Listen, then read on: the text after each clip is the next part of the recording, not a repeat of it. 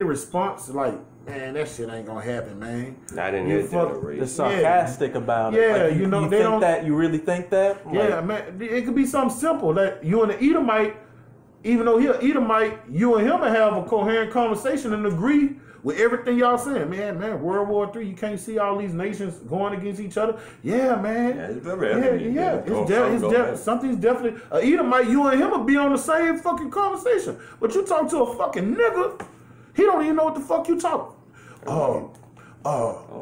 Pakistan. Where's Pakistan? Hey, you talk to a nigga, you say something about Pakistan got nuclear capability.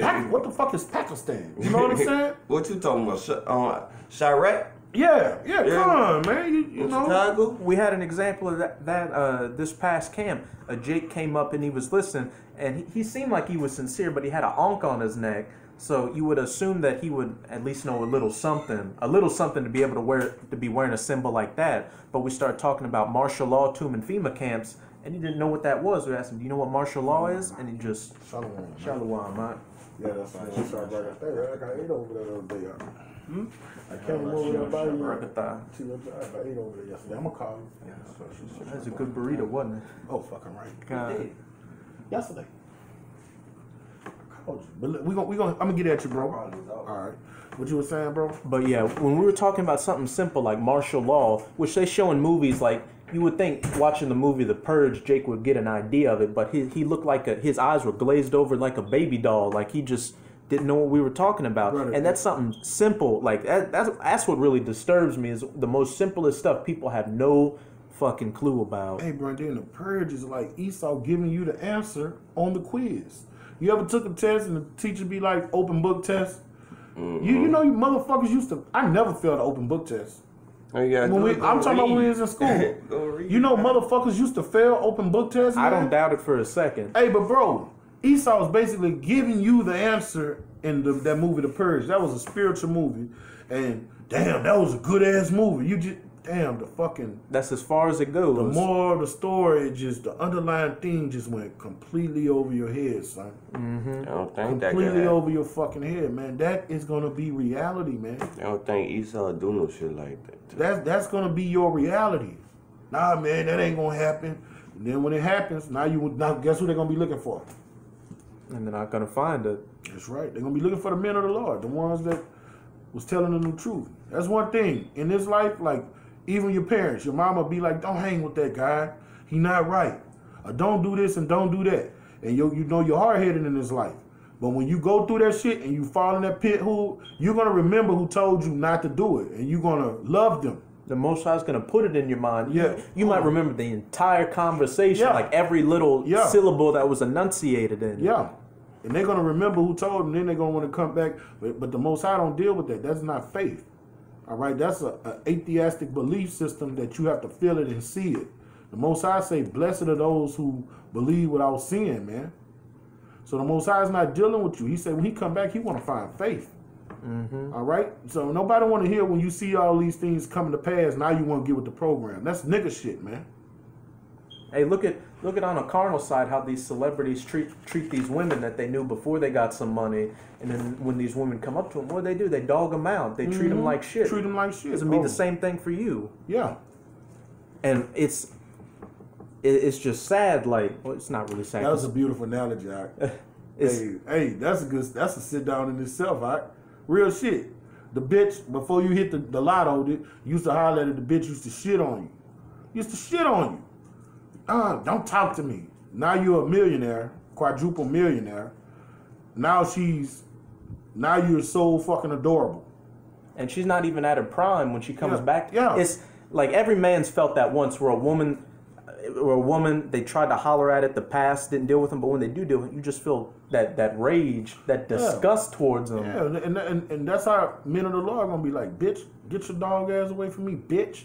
Mm-hmm. A bitch is a female dog. Man, get the fuck on down. We don't see that. The Most High don't deal with that Mayweather shit, man. Oh, now you think the grass green over here? No, bitch, stay where you at. You know, and that's how the Most High gonna get down with the people of this society. The scriptures say they're gonna say, Yahweh Shai. He's gonna say, I never knew you. Depart from me, you workers of iniquity. Mm-hmm. That's that in our day and term. Bitch, get away from me, bitch. Didn't I try to holler at you before, bitch? Bitch, get on down, ho. You know? But with me, I have no idea. Never saw you. Yeah. You don't remember me? You came in, you hollered at me, and you asked me to take me out on a dinner in the movie? I told you, I don't know you. Go about your business. Don't pretend like this is like a handkerchief. Don't look at me, peasant. Fucking peasant. Filth. But on another note, it's just like, you can look at the average Jake out here and just, there's nothing behind those eyes. There's no consciousness whatsoever. They literally are a brute beast. They're just going off of instinct, eating, shitting, and fucking. That's right, bro. But back in Isaiah 5:24, this is point blank period for those of you which justify the wicked for a reward. Therefore, as the fire devoureth the stubble and the flame consumeth the chaff, so shall their root shall be as rottenness, and their blossom shall go up as dust, because they have cast away the law of Yahweh of hosts, and they've also cast away his son.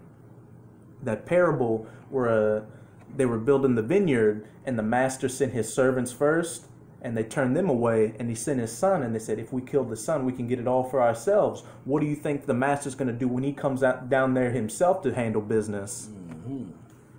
Because they have cast away the law of Yahweh of hosts and despised the word of the Holy One of Yasharallah. Therefore is the anger of Yahweh, El Shaddai, the King of terrors, that demon power, kindled against his people, and he had stretched forth his hand against them and had smitten them. And you don't want to get to that point. Like, it's better just to get a little chastisement now. Don't eat pork.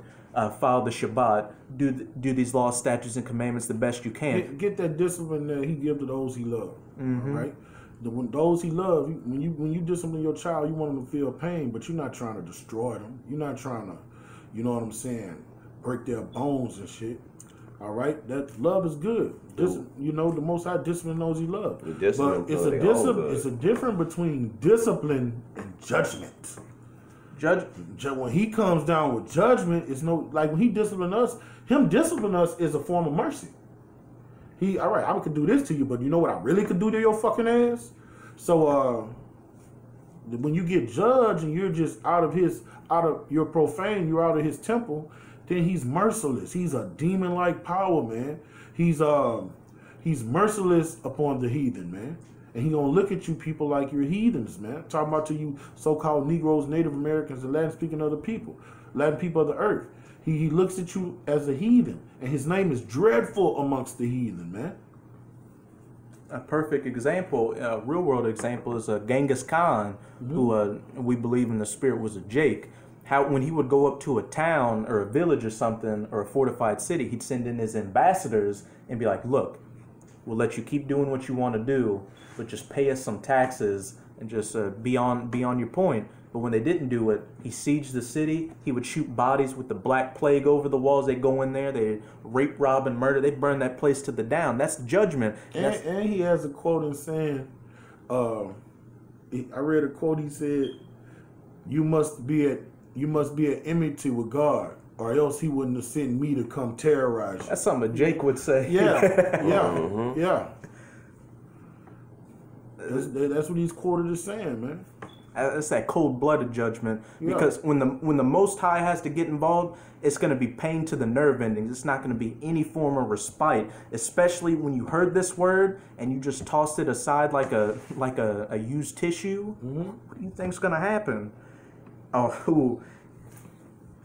Therefore is the anger of Yahweh kindled against his people, and he has stretched forth his hand against them and hath smitten them, and the hills did tremble, and their carcasses were torn in the midst of the streets. Damn. For all his anger is not turned away, but his hand stretched out still. Just point blank period. Jacob's trouble, the elder brother's bringing out a lot. Jacob's trouble is more for you 2/3 than it is the men of the Lord, because really right now we're going through our Jacob's trouble, all this chastisement. Hey, in fact, it tells you, I got you a precept. Con. All right, because during the Jacob's trouble, what the scriptures tell you, the men of the Lord are going to be comforted for the most part. My servant shall eat. Yeah. This is who Jacob's trouble for. This is Revelation chapter 3. I'm going to start at verse...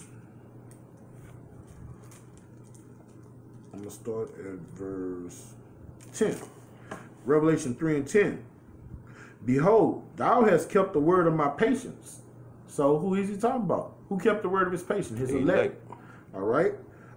I will also keep thee from the hour of temptation. So when Jacob's trouble come and all this hell break loose, he said, I'm going to keep you from it. And look who it's for.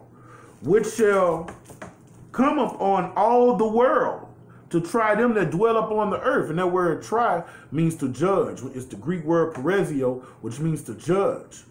All right? He's not going to try you to see if you're good or evil. No, that means he's going to lay down law.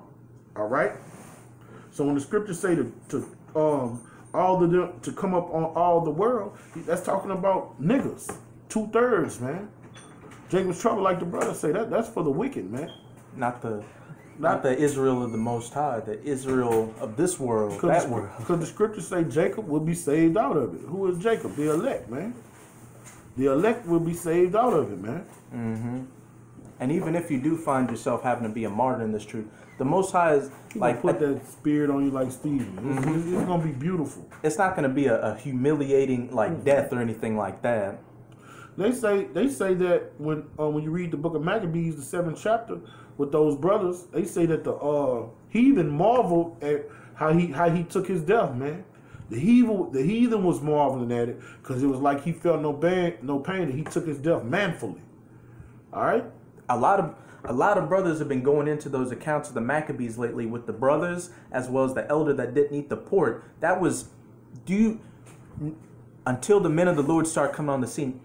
No such integrity has been seen on this planet Earth, such that you're really convinced in what you believe in and will go to death to set an example to those about you to show not to be not to be afraid of the powers of this world.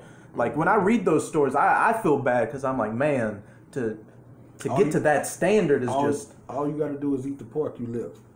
Hey, they said eat this turkey and pretend it's pork. Right. But he was like, if I'm an elder eating this pork, pretending to eat this pork, and these younger brothers look at me, what are they going to think? Right. So what you do? You be found faithful unto death, man. You gird up your loins like a man. Mm-hmm. This truth teaches you what true manhood is. Be found ye faithful unto death. That's why these stories are up in these scriptures, because every man gonna be tested based on something that's in these scriptures. And not to divert away from the topic, being around like-minded men, it sharpens. Iron sharpens iron. You get built up.